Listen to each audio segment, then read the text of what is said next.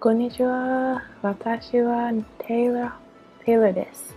I know it's been a while, and if you can't read the title, the Japanese katakana is my name, which is Taylor, and I think I'm gonna call this video blog segment Taylor Travels to Japan and Korea. And basically what this vlog is going to be about is my study abroad trip, or this is the pre-vlog to my study abroad trip. I plan to go abroad to Japan and Korea, South Korea that is. I plan to go to Japan next fall 2014, and South Korea the very next semester, spring 2015. My major is English, and if you guys haven't seen my blog before, I went to Japan when I was in high school for a summer through the program Youth for Understanding, which is an awesome program to go through. I did a homestay for 6 weeks and I loved it, and I knew ever since I came back, I knew I was going back, and I knew my junior year would be the perfect time to go back because I'd stayed 2 years at my home university of Valdosta State, and then I would be going abroad, for my middle year and come back and finish school. I'm planning on going to Dongguk University in Seoul, South Korea, and I'm in between two schools, but I'm leaning more towards JF Oberlin University in Tokyo, Japan. The reason why I'm going there is because in the future I want my job to be, I know it's harder to get a job with teaching English in Japan, so I kind of want to start off teaching English in South Korea, and just to get a gist of it, and I want to get acclimated to how South Korea works. I've never been there before, and I want to immerse myself in their culture, and I've always been interested in it, starting from the music. And I want to go to Japan again because I loved it the first time I was there. I wasn't in Tokyo. I didn't get to experience Tokyo. I experienced Nagano, Japan, which is kind of like a suburban area of Japan. It's a really big place. It's got a mix of both worlds, the country and the city, and I loved it. Check out my blog before if you want to know more about it. Basically, this video vlog is about following me on my journey, because last time I was kind of all over the place with my vlogging. I didn't really show you guys the process, so this time I figure why not, I'll take you guys on the process of me trying to get this together, because this is my first time trying to do a big exchange like this. So I really just started. What I've done so far is this hair. At my school, we have an international counselor. She helps inbound students, people who have come here from different countries, and she also helps out-of-bound students like me that want to go study abroad. So I went to her, I told her what, when, and where I want to go. And since it's so early on, I went and talked to her at the end of my freshman year last year, and it was so early.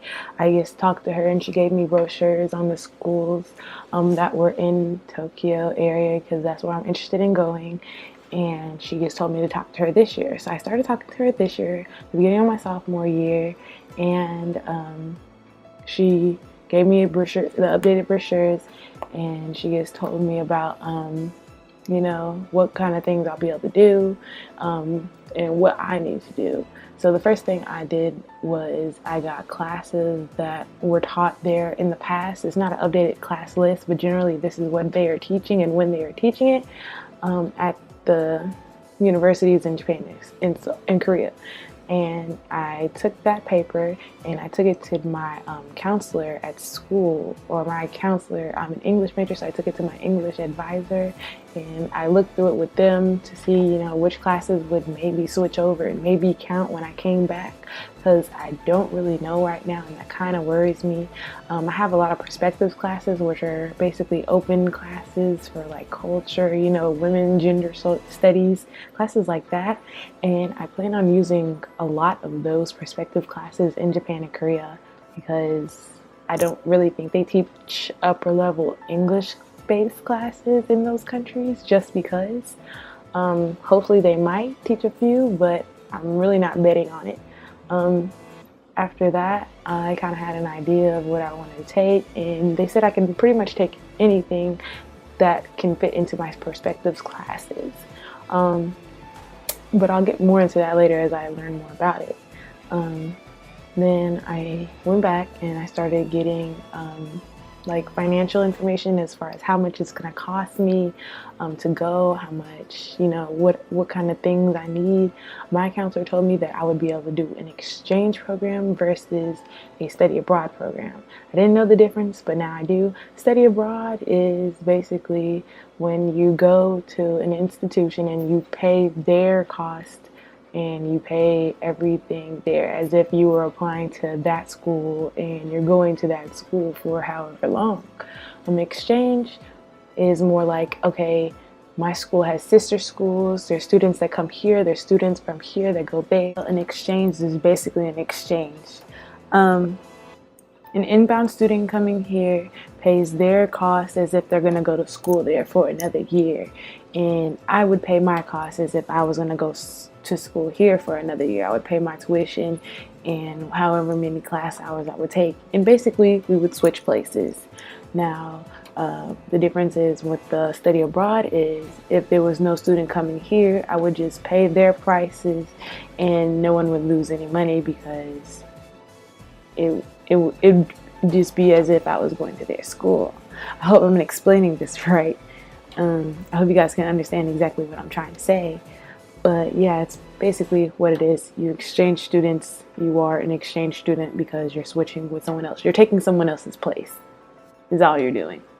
Now over there, I would pay the dormitory fee, which can range, but once I added it up and did the math, it's actually $200 cheaper to stay in both Japan and Korea separately. Together, they add up to be $200 less than what I would pay now here. As far as like food plans, there's no food plans over there as far as I'm aware of. So the price I pay now is basically just the food budget for the year. I found out that I need to pay for my plane ticket there. Since I'm going to Japan first, I would be flying from America to Japan, and then from Japan to Korea, and then from Korea back home. Other than that, I'm just brainstorming fundraising ideas now, and currently I just created a GoFundMe account just for family, friends, strangers who want to donate money and time. That really, really, really helped me out last time I went to Japan. People I didn't even know, family, friends, they donated money and time, and I was just so grateful for that then, and maybe the same will help me this time. And it was just a great, boost to the scholarship that I had last year, because it did not, or not last year, but last time I went, it did not pay for everything. And I do receive financial aid, and I don't have hope.